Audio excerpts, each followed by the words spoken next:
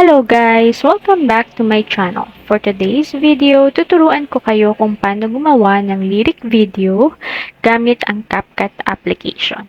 So without further ado, let's begin!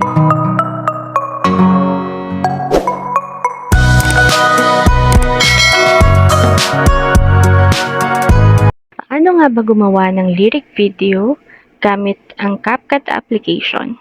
Una, kailangan muna nating makahanap ng video or picture na pwede nating gamitin as background. So, para hindi kayo matag as copyrighted, pwede kayong kumuha ng video or picture na pwede ninyong gamitin as background sa Pexel.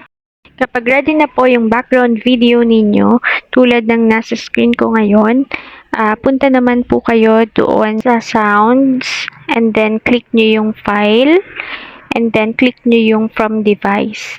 So as you can see, naka-ready na yung gagamitin kong music para doon sa lyric video natin. So i-click ko lang yung music and then reflect na sa screen niyo yung mismong music. Paggawa ng lyric video, tamang adjustment lang guys ang kailangan, and then syempre correct spelling din. Since may music na tayo, may background na tayo, ang kailangan na lang po nating idagdag ay yung lyrics. So, click lang natin yung back. Okay, and then click natin yung text and add text. So, ilalagay natin dito sa add text yung mismong lyrics. Guys, pwede ninyong baguhin yung font, style, effects, animation, o kaya yung bubble ng lyrics ninyo. So, kapag okay na, i-adjust nyo yung lyrics ninyo. Yan, depende doon sa mismong kanta. Syempre, isasabay nyo yan. So, ganun din po sa mga susunod na lyrics ng kanta. So, i-adjust, i-check nyo kung okay ba yung adjustment or yung pasok po ng lyrics ninyo doon sa kanta.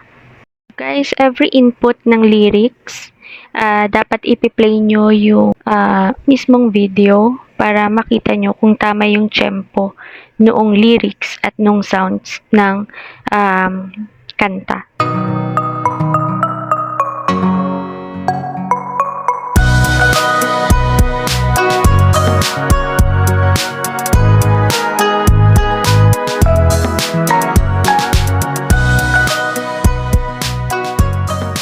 Okay na guys, ikakat nyo yung excess doon sa background video. So, i-click nyo lang yung split and then delete. So, kapag okay na po, timing na po yung lyrics doon sa kanta, pwede nyo na pong balikan yung sa mismong or music na napili ninyo para i-adjust yung volume. Pwede ninyong i-click yung reduce noise. Yan, click nyo lang yung check para ma-save. So, kapag okay na guys, balikan natin yung sa lyrics natin or ayusin natin yung font ng lyrics natin. Mag-proceed, click lang natin yung style para makapili tayo kung ano yung gusto nating font ng mismong lyrics natin. Yan. So, marami kayong pagpipilian dyan guys. So, ito na lang yung pipiliin ko. So, kapag nakapili na kayo guys, click nyo yung check doon sa bandang itaas. Ayan. So, guys, ganun din yung gagawin natin sa other lyrics ng kanta. So, mas maganda kung pare-parehas sila ng font para mas magandang tignan. Ayan. So, iparehas lang natin, guys, yung font ng naunang lyrics doon sa mga susunod na lyrics natin. So, kapag okay na, tamang adjustment lang yung gagawin.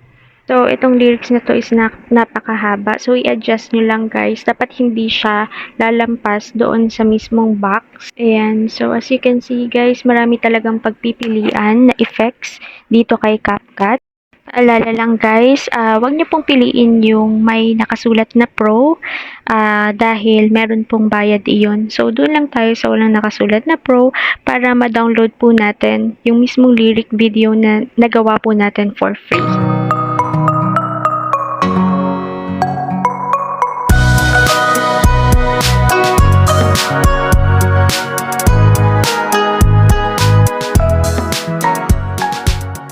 After putting effects, styles, and font, this is now the outcome.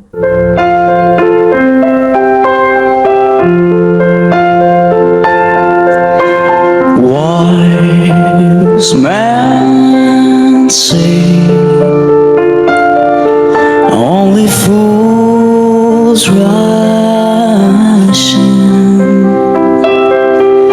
for I can't help falling in love with you. Thank you. See you on my next vlog.